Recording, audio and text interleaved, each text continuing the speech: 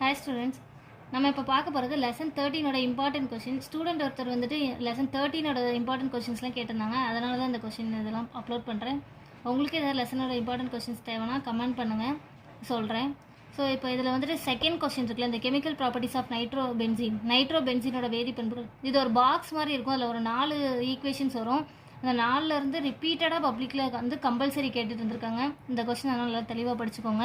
அது மாதிரி 4th question, இது வந்துட்டு எலக்ட்ரான் கவர் பொருள் பதிலீட்டு வினைக்கில் ஒரு 4 ரியாக்ஷன் இருக்கும். அதில் எஸ்பெஷலி இதெல்லாம் கேட்டிருக்காங்க. அந்த 4யுமே பார்த்து வச்சுக்கோங்க.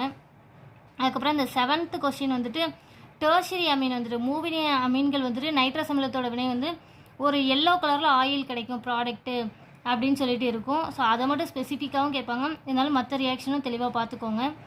அதுக்கப்புறம் இந்த 15th கொஷின் தோர்ப்பு nitrile condensation 1 year public question. Uses of organic nitrogen compound. 16வது கொஸ்டின் வந்துட்டு இன்சைடு 1 வேர்டாகவும் கேட்கலாம், இல்லை 2 மார்க்காகவும் கேட்கலாம். எல்லா நேம் ரியாக்ஷன்ஸ் எல்லாமே நான் ஸ்பெசிஃபிக்காக சொல்லியிருக்கேன். எல்லா கொஷின்ஸுமே தரவாக படித்து எழுதி பார்த்துருக்கோங்க.